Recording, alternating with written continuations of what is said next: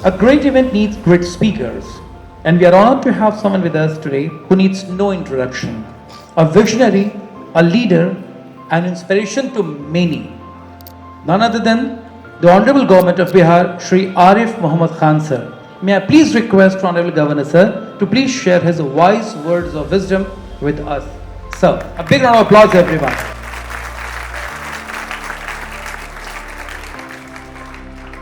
आर्यभट्ट विश्वविद्यालय के कुलपति प्रोफेसर शरद कुमार यादव जी, विश्व हिंदू परिषद के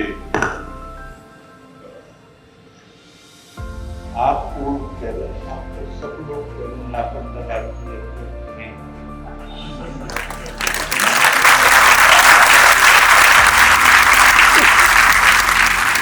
डॉक्टर आर.एन. सिंह जी, सीमेज शैक्षणिक समूह के प्रबंध न्यासी डॉक्टर नीरज अग्रवाल जी और इस शैक्षणिक समूह के पीछे वास्तविक शक्ति श्रीमती मेघा अग्रवाल जी।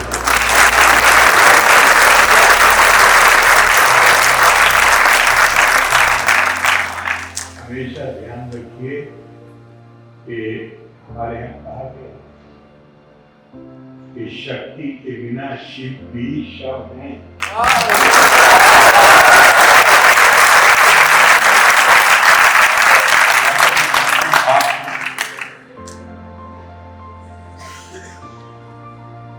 सभी यहाँ उपस्थित देवी और सज्जनों और मेरे साथी विद्यार्थियों,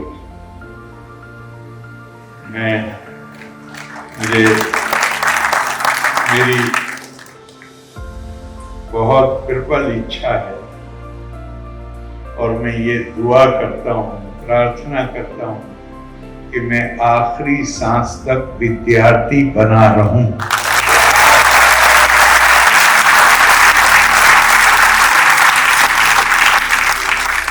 और ये कहने में भी मुझे संकोच नहीं है कि उम्र काफी है, सारे बाल सफेद हैं, लेकिन आपके बीच आकर एक नई ऊर्जा और नई स्फूर्ति पैदा हो जाती है।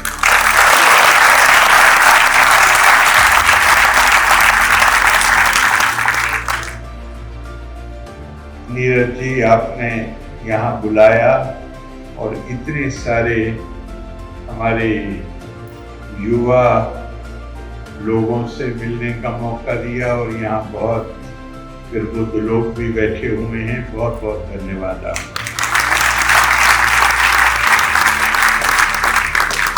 आज का विषय बहुत महत्वपूर्ण।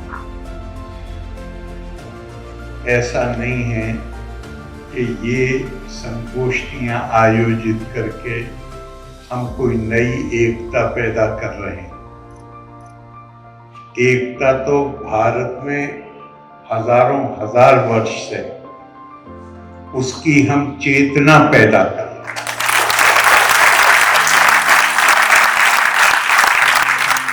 और ये एकता निश्चित तौर पर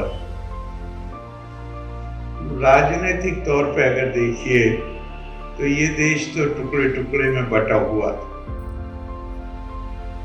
और उस टुकड़े टुकड़े होने में जो कमजोरियां आई थी उसी के चलते हमने गुलामी का जुआ अपने कंधों पे ढोया है। सत्ता थी लेकिन वो टुकड़े टुकड़े में, तो देश आजाद हुआ है तो 1/3 देश जो था, जिसे जो प्रिंसली स्टेट्स थी, 570 के करीब राज्य थे।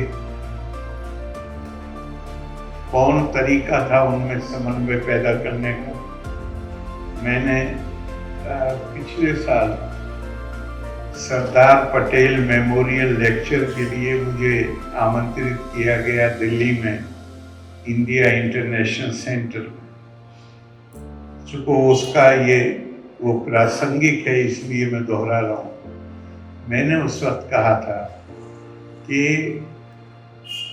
8वीं 9वीं हम निश्चित तौर पर नहीं जानते कि शंकराचार्य का जन्म का वर्ष क्या था, लेकिन ये मानते हैं कि 1000 साल से पहले, जब भारत राजनीतिक तौर पर टुकड़े टुकड़े में बटा हुआ था, उस वक्त शंकराचार्य पहले व्यक्ति थे जिन्होंने पूरे देश में आध्यात्मिक और सांस्कृतिक एकता की चेतना पैदा की थी। और उनसे बहुत पहले और भी बहुत से महर्षि हैं, लेकिन अगस्त मुनि ने उसी काम को और बहुत पहले किया। और यही शायद कारण है कि शंकराचार्य ने अपनी बहुत ही सुप्रसिद्ध रचना निर्वाण अष्टकम में, उनका एक श्लोक है जो राक्षसा क्षोभिता सीतया शोभिते दंडकारण्य भूपुण्यता कारणम लक्ष्मणे नान्विते वानरा सेविते अगस्ते संपूजिते राघवा पातुमा।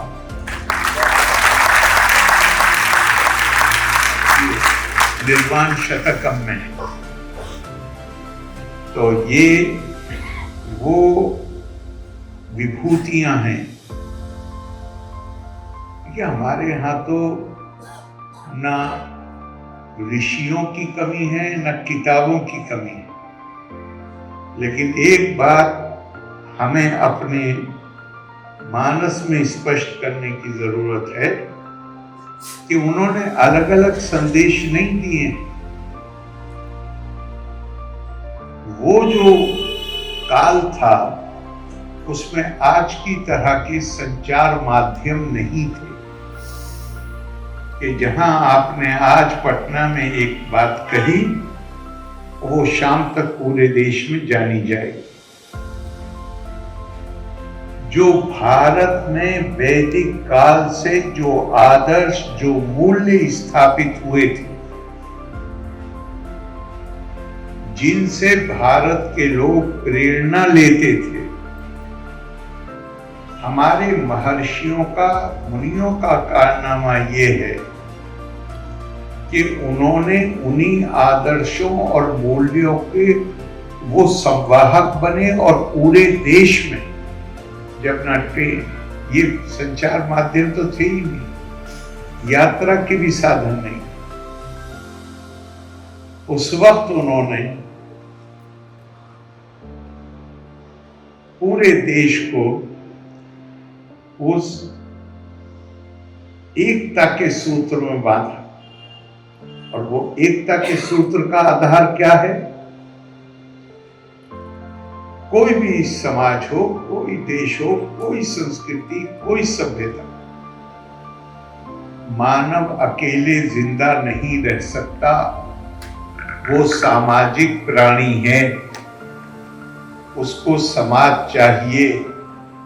समाज को इकट्ठा रखने के लिए, स्थिरता के लिए समाज की एकता चाहिए। एकता से जो शक्ति पैदा होती है उससे संस्कृतियों और सभ्यताओं का निर्माण होता है। अब उस एकता के लिए कोई आधार चाहिए। दुनिया में संस्कृतियां हैं, हम कोई अकेले नहीं हैं। दुनिया में कहा आधार जो बनाया, हम एक भाषा बोलते हैं, हमें इकट्ठा होना चाहिए। हमारी आस्था की अभिव्यक्ति का तरीका एक है, हमें इकट्ठा होना चाहिए। हमारी त्वचा का रंग एक है, हमें इकट्ठा होना चाहिए। इकट्ठे हुए, उससे ताकत बनी, और त्वचा के रंग और भाषा के आधार पर एकता पैदा हुई। उन्होंने दुनिया पर कब्जा किया क्योंकि ताकत आई उनके पास। तो कोई भी आधार चाहिए एकता की। भारत के चिंतकों ने कहा ऐसा आधार मत चुनो जिसमें कुछ लोग अंदर आ जाएं और बहुत से लोग बाहर रह जाएं। सबकी त्वचा का रंग एक नहीं है, सब लोग एक भाषा नहीं बोलते, सबकी आस्था की। हमारे यहां तो कहा भारतेषु स्त्री पुरुषो नाना वर्णा प्रकीर्तिते नाना देव अर्चने युक्ता नाना कर्माणि कुर्वते। हमारे यहां हर रंग का इंसान आपको मिलेगा इस देश में। कितनी बोलियां हैं आप गिनती करेंगे? 26 तो हमारी जो शेड्यूल है संविधान का उसमें है भाषा, जो बड़ी भाषा है। लेकिन भाषा कोई ना बड़ी होती है ना छोटी होती है। मैं मानता हूं अगर एक छोटा सा समूह भी भारतीयों का कोई बोली बोलता है, वो भी हमारी राष्ट्रीय भाषा है। हमारी जो संस्कृति है वो समावेशी संस्कृति है। हम दूसरे की भाषा को ये नहीं कहेंगे कि ये हमारी भाषा नहीं। सर्वज्ञम तदहम वंदे परं ज्योतिष तपोहम प्रवृत्त्यान मुखाद देवी सर्व भाषा सरस्वती। ये आपके लिए खास तौर से बहुत इंपॉर्टेंट है, इसे कि आप छात्र हैं, विद्यार्थी हैं। तो हमारे यहां कहा गया है कि जितनी भाषाएं बोली जाती हैं, बोलियां बोली जाती हैं, इस पर को हमें कैसे देखना है? ये सब मां सरस्वती की बोलियां हैं। ये उदार का कोई भाषा दूसरे की नहीं है, सब भाषाएं हमारी। और कहा गया कि अगर किसी भी संस्कृति को, लोगों को समझने का सबसे प्रभावी माध्यम वो है, वो भाषा जो वो बोलते हैं। हमारी ये जिम्मेदारी है कि हम अपने अंदर ये सामर्थ्य पैदा करें कि हम हर संस्कृति की समझ को हासिल कर सकें, और उसके लिए हमें उसकी बोली को, ये हमारे यहां तो हजारों साल पहले कहा गया है, लेकिन जो आधुनिक विज्ञान है वो हमें बताता है कि अगर मुझे सही याद है तो कई साल पहले मैंने हार्वर्ड यूनिवर्सिटी का एक पेपर पढ़ा था, जो उन्होंने बहुत अनुसंधान के बाद तैयार किया। उन्होंने कहा है कि अगर आपको किसी को भी 2 से अधिक भाषाएं आती हैं तो आपको विरध अवस्था में जो बहुत सारी मानसिक कारणों से बीमारियां होती हैं, आपका उससे बचाव हो जाएगा और उसकी संभावना बहुत कम हो जाएगी। क्यों? हमारे शरीर के जितने अंग हैं सब सक्रिय।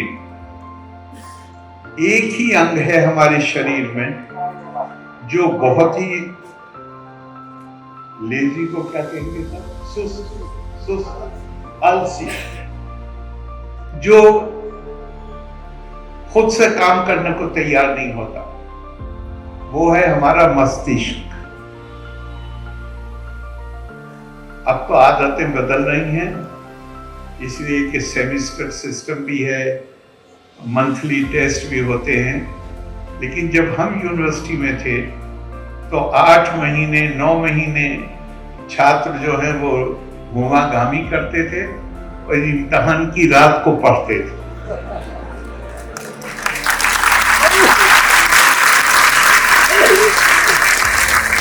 तो मैंने अपने एक मित्र से कहा कि भाई तुम तो लग रहा है बिल्कुल सारी रात सोए नहीं हो, पहले ही कुछ पढ़ाई कर लेते। तो उसने मुझसे कहा, इतनी सच्ची बात कही, उसने कहा अरे भाई खूब पढ़े लेकिन पहले समझ में नहीं आया, लेकिन इम्तिहान की रात को समझ में आता चला गया।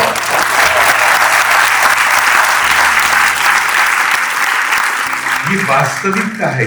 वास्तविकता क्या है कि मस्तिष्क इंसान का तब काम करता है जब सामने कोई चुनौती होती है। बगैर चुनौती के काम नहीं करता। और इम्तिहान कल सुबह को है तो चुनौती है।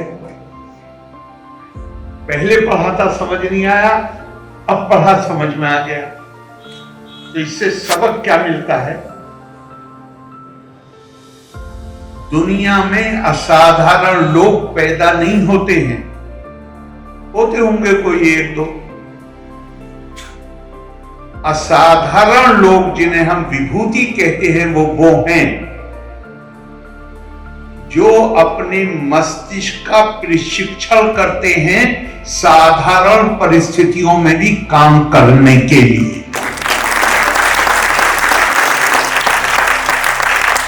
असाधारण परिस्थितियों में तो हर किसी का दिमाग काम करता है। असाधारण लोग वो बनते हैं जो साधारण परिस्थितियों में रोज अपने सामने एक चुनौती पैदा करते हैं और फिर उनका मस्तिष्क वो प्रशिक्षित होता चला जाता है। फिर आपको इसमें कोई ये मत समझिएगा कि मैं कोई गुणगान कर रहा हूं, लेकिन फिर अगर पढ़ाई नहीं करेंगे ना रोजाना तो सर में दर्द हो जाता है।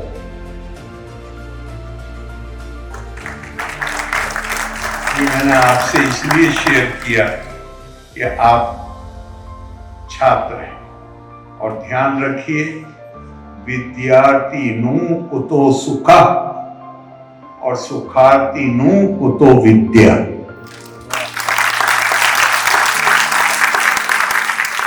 विद्यार्थी के लिए सुख जैसी कोई चीज नहीं होती। उतना सुख चाहिए होता है जिसमें माइंड अलर्ट रहे।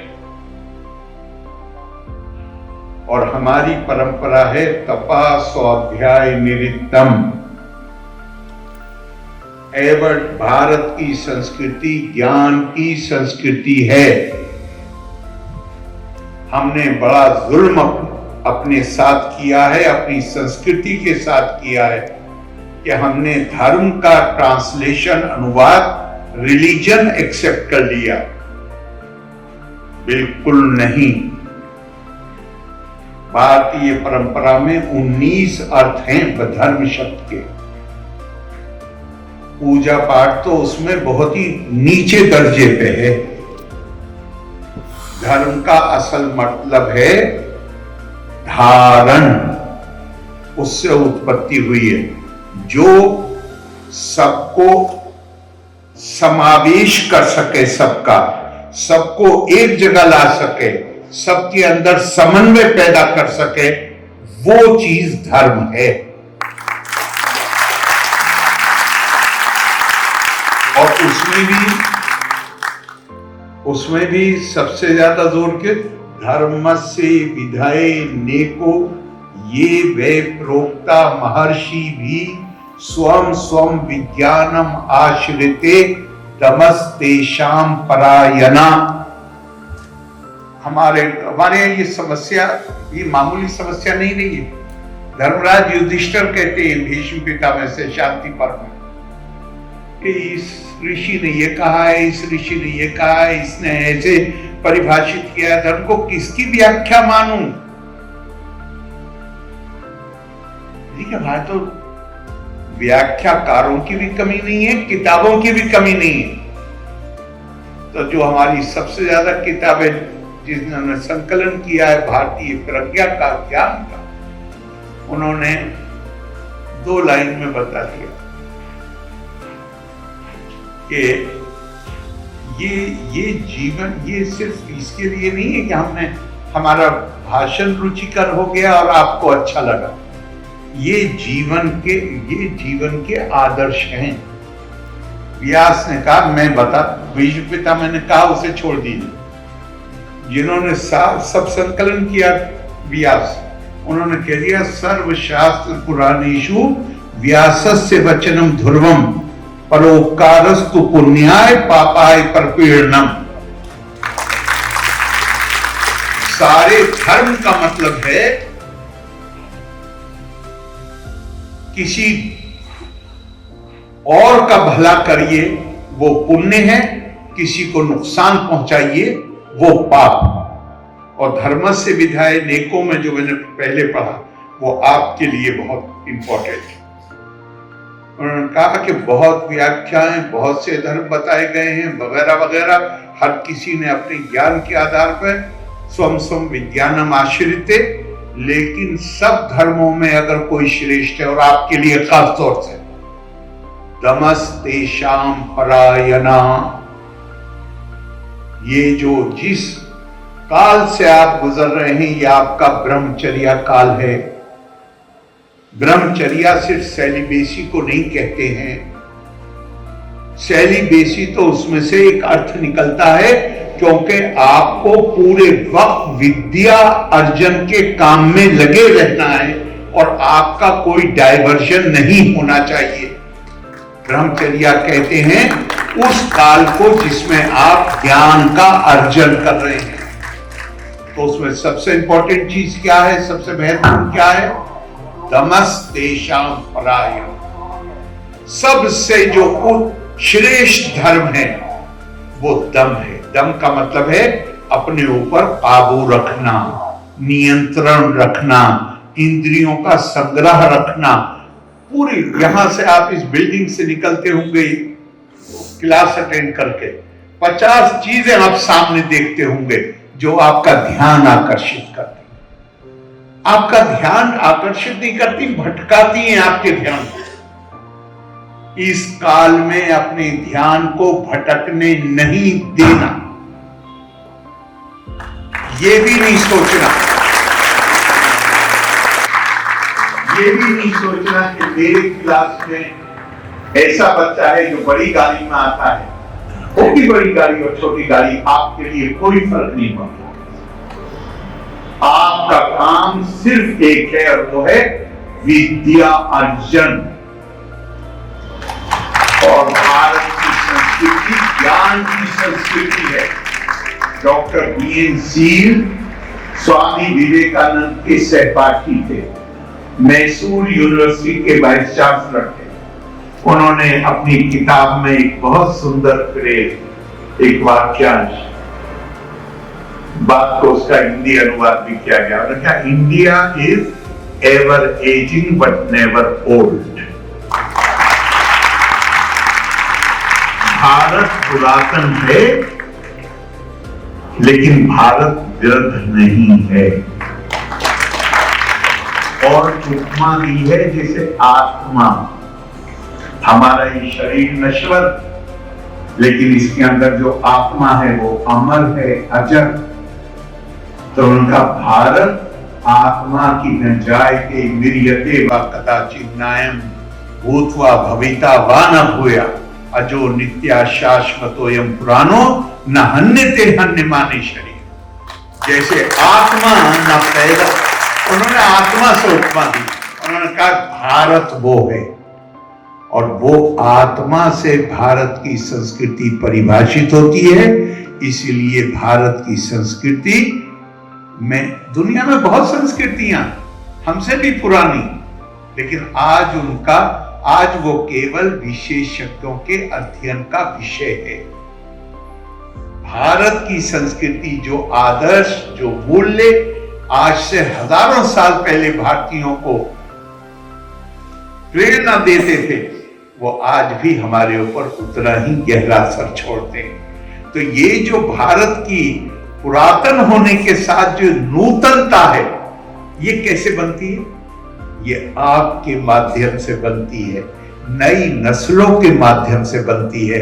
अगर आप उस ज्ञान को में जो भारत की परंपरा है उसके अनुसार लगेंगे तो आप उस नूतनता को,